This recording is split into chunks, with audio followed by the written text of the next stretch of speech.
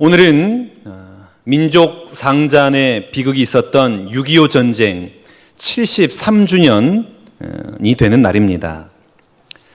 1950년 6월 25일 새벽에 북한 공산군이 남북 군사 분계선이었던 38선 전역에 걸쳐서 불법 남침함으로써 일어난 한반도에서의 전쟁입니다. 이 전쟁으로 인해서 사상자가 무려 520만 명, 이산 가족이 1000만 명, 그리고 유엔군만 15만 명이 이 땅에서 목숨을 잃었습니다. 우리가 정말 잊어서는 안 될 사실이 있습니다. 전쟁은 죄악이다. 이유야 어찌됐든 전쟁은 막아야 하고 전쟁은 없어져야 하는 것입니다.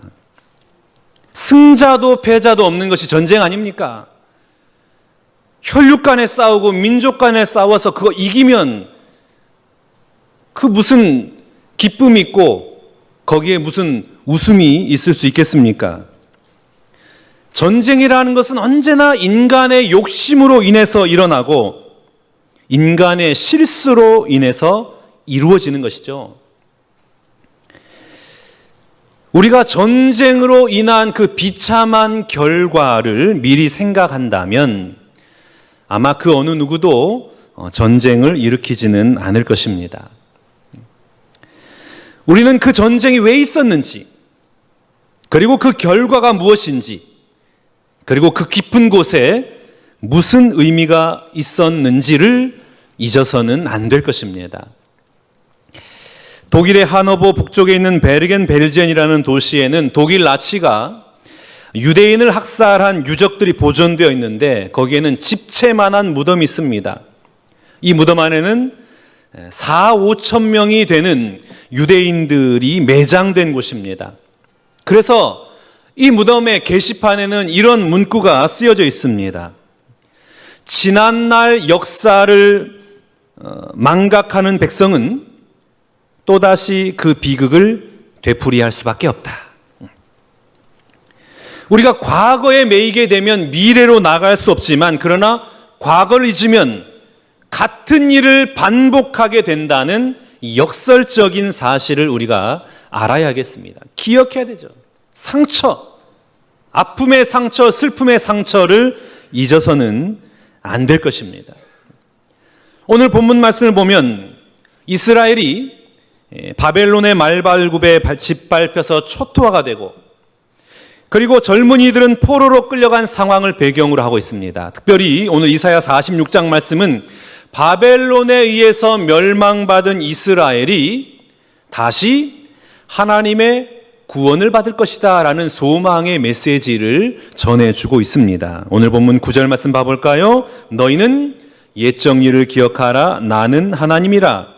나 외에 다른 이가 없느니라. 나는 하나님이라. 나 같은 이가 없느니라. 나는 하나님이라. 나 외에 다른 이가 없느니라. 이 메시지가 이사야서의 핵심입니다. 나 외에는 그 어떤 다른 신도 너희를 구원할 수 없느니라. 오직 하나님만이 참된 구원자이심을 말씀을 하고 있습니다. 여러분, 오늘 하나님께서 왜 멸망한 이스라엘 그리고 수많은 젊은이들이 포로로 끌려가서 그 어떤 소망도 어떤 희망도 없는 이 이스라엘 향하여 다른 메시지가 아니라 하나님만이 구원이시다, 이 말씀을 선포하고 있는 것일까요? 이사야서는 총 66권으로 되어 있습니다. 그런데 이사야서 전체 내용의 핵심은 무엇이냐? 너희가 의지해야 할 참신이 누구인가? 매번 물어보고 있어요. 너희를 구원할 자가 누구냐? 이걸 계속 반복해서 묻고 있는 것이 이사야서입니다. 자, 이사야서가 어떻게 시작하는지 한번 봐볼까요? 이사야 1장 3절과 4절 말씀입니다. 소는 그 임자를 알고 나귀는 그 주인의 구유를 알건만은 이스라엘은 알지 못하고 나의 백성은 깨닫지 못하는도다 하셨도다. 슬프다 범죄한 나라요 허물진 백성이요 행악의 종자요 행위가 부패한 자식이로다. 그들이 여호와를 버리며 이스라엘의 거룩하신 이를 만홀히 여겨 멀리하고 물러갔도다. 하나님이 이스라엘 백성에게 물어보는 거예요. 너희 인생의 주인이 누구냐? 너의 나라를 지킬 참된 신이 누구냐? 이건 물어보고 있는 거예요. 그런데 이스라엘이 어떠했다라는 겁니까? 그들이 여호와를 버리고 그들이 만홀히 여겨 멀리 떠났도다. 하나님을 떠난 겁니다. 하나님 아닌 다른 것을 의지한 거예요. 그 다른 것은 무엇이었을까요? 이사야 2장 22절 말씀입니다. 너희는 인생을 의지하지 말라. 그의 호흡은 코에 있나니 새말가치가 어디 있느냐. 이스라엘 백성이 하나님을 떠났어요. 그리고 다른 것을 의지했는데 그 다른 것이 무엇이었습니까? 인생을 의지했다는 거예요. 인생. 사람을 의지했다는 겁니다. 여기서 말한 사람, 그 인생은 누구를 가리킬까요? 당시 강대국이었던 애굽, 아수르, 바벨론, 이 강대국들을 의지한 겁니다. 그러니까 당시 시대 상황 속에서는, 격동하는 그 상황 속에서는 그들이 살 길이 있었어요. 그게 무엇이냐면 강대국을 의지하는 겁니다. 강대국과 같은 편에 있으면 우리는 안전할 거다. 강대국이 우리 편이 되면 우리는 멸망하지 않을 것이다. 이런 생각.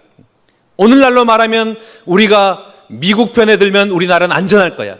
아니야, 우리가 중국 편에 있어야 우리가 경제적으로 망하지 않아. 이 강대국 안에 소속되어 있어야 된다. 그래야 안전하다. 그래야 우리나라가 망하지 않는다. 이런 논리하고 지금 똑같이 그런 논리를 펴고 있는 겁니다. 도무지 망할 것 같지 않은 강대국들, 애굽, 아수르, 바벨론. 야, 저 끈앞을만 붙들고 있으면, 저 강대국의 바짓가랑이에 붙들고 있으면 우리는 안전할 것이다. 이런 생각을 가지고 인생을 의지한 거예요. 그래서 아하스 왕은 친아수르 정책, 히스기야 왕은 친애굽 정책. 그래서 하나님이 야, 그거 의지하지 마. 강대국 의지하지 마. 하나님만 바라봐야 돼. 강대국을 의지한다라는 것은 어떤 의미냐면 단순히 그들과 외교적으로 관계를 밀접하게 맺는 그것만을 말하지 않아요. 강대국을 의지한다는 것은 강대국의 문화가, 강대국의 종교가 이스라엘로 들어온다라는 의미입니다. 그래서 이스라엘이 그 신을 모시기 위해서 산당을 만들고 그 산당에서 우상을 섬기게 된 것입니다. 하나님 말씀하시는 거예요. 이사야 선지자를 통하여 이스라엘 백성에게 말하기를 너희가 그토록 의지하고 신뢰하는 강대국이라 불리는 저 애굽, 아수르, 바벨론도 반드시 멸망할 것이다. 이건 말하고 있는 거예요. 아무리 막강한 나라도 결국에는 망한다. 그러니 너희는 인생을 의지하지 말고 여호와 하나님만을 섬기고 그를 의지해라. 이게 바로 이사야 전체 내용이에요. 강대국 의지하지 말고 하나님만 의지해라. 하나님만 바라봐라. 하나님만이 구원자이시다. 2017년에 상영된 덩케르크라는 영화가 있습니다. 이 영화는 프랑스의 덩케르크라는 조그만 마을에 영국군 33만 5천 명이 갇혀 있었는데 극적으로 다 구조된 내용을 영화한 것입니다. 당시 영국군 33만 5천 명이 독일군에게 몰려가지고 이 덩케르크라는 프랑스의 작은 마을에 들어갑니다. 지상으로는 독일의 기갑부대가 둘러싸여 있는 거예요. 탱크를 몰고 몰려옵니다. 공중에서는 독일의 공군이 포탄을 쏘아붙습니다. 바다에서는 독일의 잠수함 유보트들이 영국의 군함의 근접을 막아서요. 어뢰를 쏘면서 다 침몰을 시키는 거예요. 그러니까 이 영국군은 그곳에서 몰살을 당하든지 아니면 독일군의 포로가 될 수밖에 없는 상황에 놓이게 된 겁니다. 바로 이때에 이 영국의 수상이었던 윈스턴 처칠 경이 대국민 담화를 해요. 그때 대국민 담화가 이렇습니다. 온 교회와 성도들은 물론이고 믿지 않는 모든 국민들까지 다 영국과 이 33만 5천 명을 위해서 전능하신 하나님께 기도해 주십시오. 수상의 대국민 담화예요. 이 수상의 담화에 이어서 영국 국민에게 존경을 받던 윌리엄 템플 경이 전 국민이 듣고 있는 방송에 나가 이렇게 국민들에게 설교를 합니다. 사랑하는 영국 국민 여러분, 지금은 우리 온 국민이 예배해야 할 때입니다. 여러분의 마을에서 예배당 종소리가 울려 퍼지면 어른으로부터 시작하여 어린아이에 이르기까지 단 한 명도 빠지지 말고 모두 예배당에 가십시오. 지금은 온 민족이 함께 예배해야 할 때입니다. 지금은 온 민족이 전능하신 하나님 손에 붙들림 받아야 할 때입니다. 지금은 온 국민이 전능하신 하나님 앞에 무릎을 꿇어야 할 때입니다. 하나님의 뜻을 발견해야 할 때입니다. 지금은 예배에 우리가 승리해야 할 때입니다. 이 방송을 듣고 많은 국민들이 한 마음으로 교회에 모여들었습니다. 예배합니다. 하나님 앞에 기도를 합니다. 그런데 놀라운 기적이 일어난 거예요. 갑자기 프랑스의 날씨가 급변을 하기 시작했어요. 파도가 일고 소낙비가 쏟아지고 안개가 낍니다. 소낙비가 쏟아지니까 독일의 전차들이 움직일 수가 없는 거예요. 앞으로 전진을 못하는 겁니다. 독일의 전투기들이 방향을 잡지 못하고 있다가 영국군의 전투기에 의해서 격추를 당합니다. 그리고 잠수함들도 다 물러가는 거예요. 그런데 더 놀라운 일은 히틀러가 갑자기 3일 동안 공격을 멈추라라고 명령을 내린 거예요. 이해가 되지 않아요. 왜 갑자기 히틀러가 3일 동안 공격을 하지 말라고 명령했을까? 지금도 풀리지 않는 미스터리라 불리고 있습니다.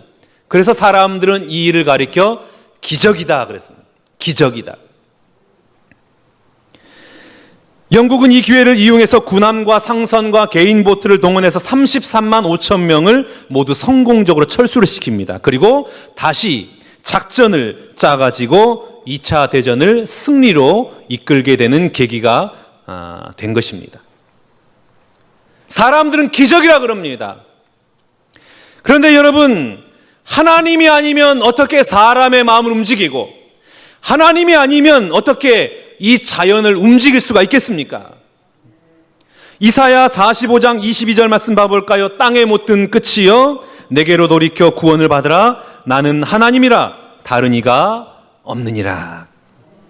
비록 땅 끝에 있는 것처럼 하나님이 계시지 않는 그곳 땅 끝에서 하나님의 구원과 관심에서 멀어졌다라고 생각하는 사람이라 할지라도, 국가라 할지라도 그 땅 끝에서 하나님의 도우심을 구하고 하나님께로 돌이키면 우리 하나님은 구원의 손길을 그곳에도 허락해 주신다라는 것입니다. 그래서 하나님은 이스라엘 선지자를 통하여 이스라엘 백성에게 말씀하는 거예요. 어떤 고난의 상황이든지 어떤 염려와 어떤 절망의 현장에 있든지 간에 그곳에서 교만해지지 말고 우상 숭배하지 말고 개인과 나라의 흥망성쇠를 결정하시는 하나님만 예배하고 하나님만 섬겨라. 그래서 오늘 본문에 바벨론 포로가 되어 있는 유대 백성을 향하여서 무엇을 말씀하십니까? 너희를 구원한 자가 누구냐? 너희가 그토록 두려워하는 바벨론도 결국에는 망할 것이니 온 우주 만물을 다스리시고 역사의 주관자 되시는 여호와 하나님만 예배하고 여호와 하나님만 의지해라. 이것을 선포하고 있는 겁니다. 여러분, 세상의 힘은 허무해요. 있다가도 없고 사라지는 것입니다. 아무리 강력한 세력과 나라라 할지라도 결국에는 역사의 뒤안길로 사라집니다. 그러므로 아무리 세상의 논리가 강하고 좋아 보여도 그 세상의 논리에 설득되어서 세상의 가치를 추구하며 세상 사람들과 같이 그렇게 살지 않기를 원합니다. 오직 하나님만 바라보고 하나님만이 구원자이십니다. 하나님만이 구원해내실 분이십니다. 이런 믿음의 고백을 가지고 하나님만 따르는, 그래서 하나님의 구원의 은혜를 경험하는 여러분 모두가 다 되시기를 주님의 이름으로 축복합니다. 9절 말씀 다시 한번 봐볼까요? 너희는 옛적 일을 기억하라. 나는 하나님이라 나 외에 다른 이가 없느니라. 나는 하나님이라 나 같은 이가 없느니라. 너희는 옛적 일을 기억해라. 옛적 일이란 어떤 일일까요? 70명에 불과했던 이 야곱의 일가족이 무려 200만 명으로 성장한 것, 아무런 소망이 없던 이스라엘을 애굽에서 누가 인도해내셨는가? 거대한 홍해 바다를 어떻게 갈라놓으셨는가? 40년 광야 생활 동안 쓴 물이 단물로 변하게 하시고 만나와 메추라기로 먹이시고 반석에서 물이 나게 하시고 구름 기둥과 불 기둥으로 인도하시고 그의 모든 대적 미디안, 암몬, 블레셋, 아수르 누가 그들을 물리쳤는가? 너희가 어떻게 구원받았는가를 기억해라. 이 말씀을 하고 있는 겁니다. 너희가 힘들 때에, 너희가 고난받을 때에 누가 너를 구원하였는지를 기억하라. 여러분, 신앙은 기억력이에요. 기억력. 내가 얼마나 하나님의 은혜를 잘 기억하고 있느냐에 따라 신앙의 깊이가 결정이 됩니다. 오늘 우리 인생을 되돌아보면 인생의 굴곡진 고비고비마다 하나님께서 은혜의 손길을 베풀으셨다는 것을 우리가 너무나 절실하게 깨닫습니다.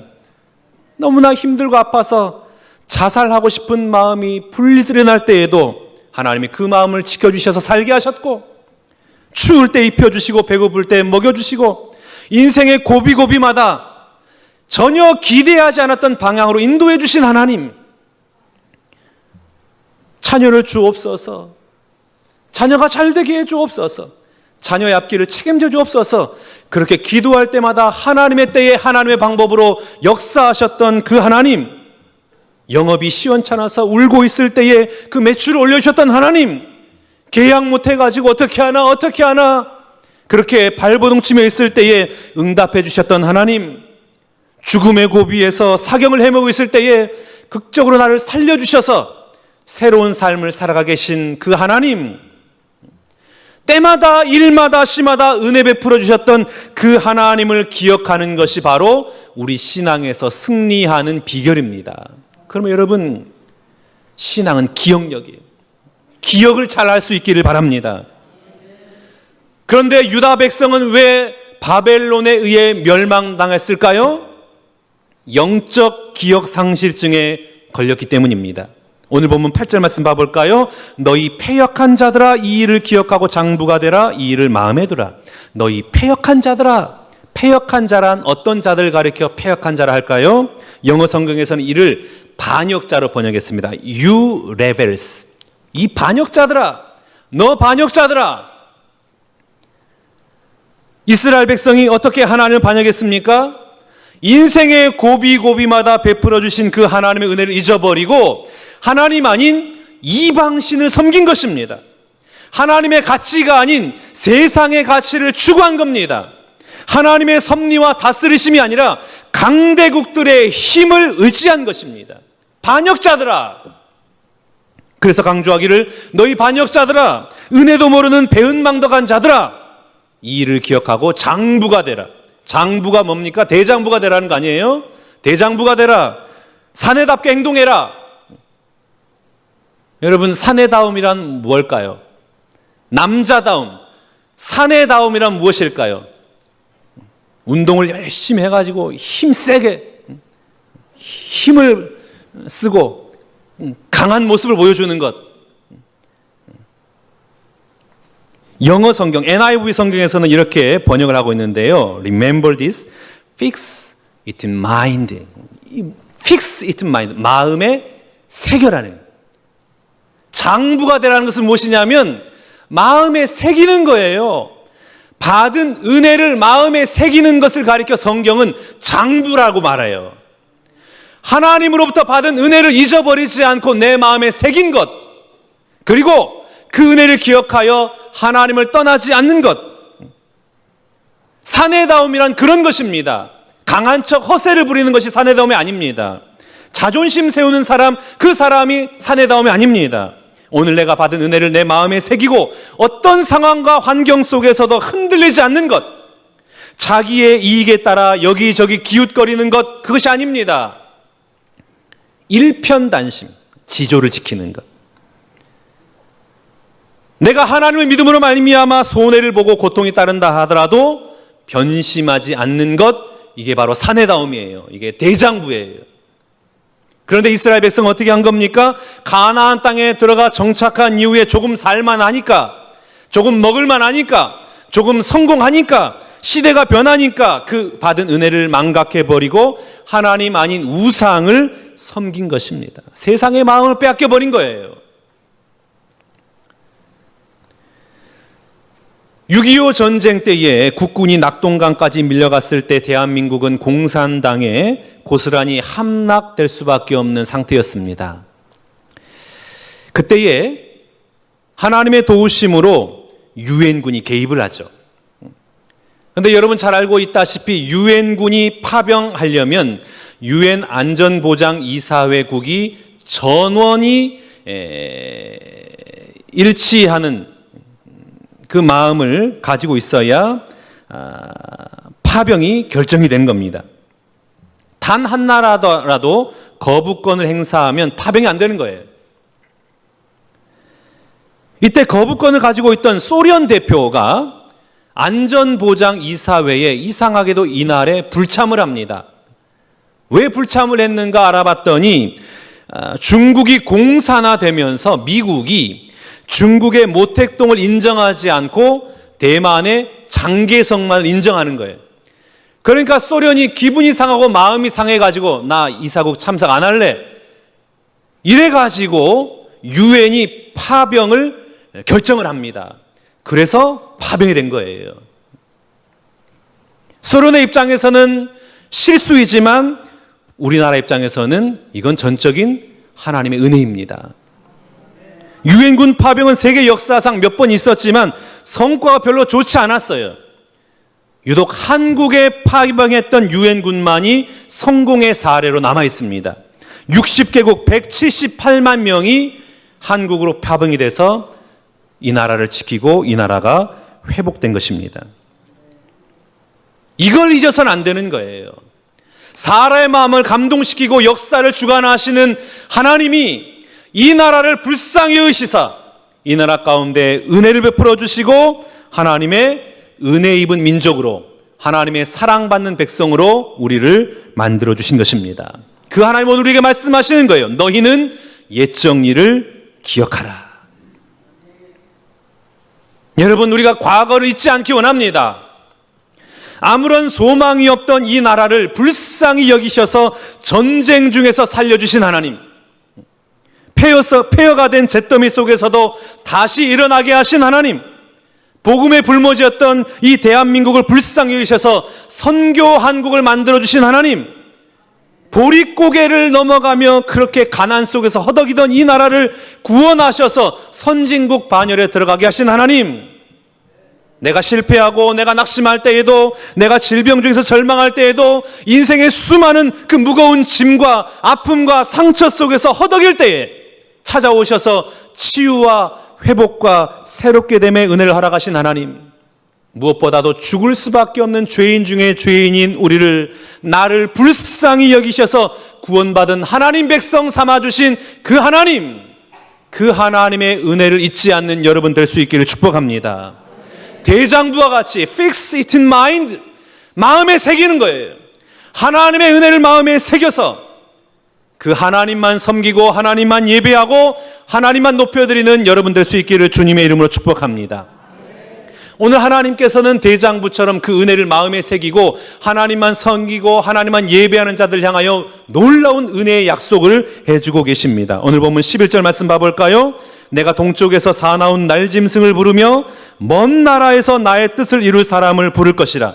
내가 말하였은즉 반드시 이룰 것이요 계획하였은즉 반드시 시행하리라. 아멘.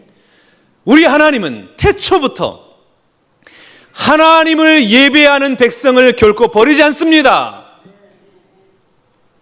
하나님을 예배하고 하나님을 섬기고 하나님을 붙드는 민족은 우리 하나님이 끝까지 지켜주시는 분이십니다. 그래서 오늘 말씀하시는 거예요. 내가 말하였은즉 반드시 이룰 것이요 내가 계획하였은즉 반드시 시행하리라. 하나님 예배하는 민족은 내가 붙들어 주겠다라는 거예요. 구원의 은혜를 허락해 주시겠다라고 말씀하십니다. 실제 역사를 보더라도 이 바벨론은 메데바사를 통하여 페르시아를 통하여 멸망을 당하지 않습니까? 내가 반드시 시행하리라. 사랑하는 신관계 성도 여러분, fix it mind, 우리 마음에 하나님의 은혜를 새길 수 있기를 축복합니다. 내게 주신 그 은혜를 잊어버리면 안 돼요. 이 민족 가운데 베풀어 주신 그 하나님의 놀라운 은혜를 기억해야 됩니다. 그리고 하나님만이 구원자이십니다. 하나님만이 우리 민족의 미래요 내 인생의 주관자이십니다.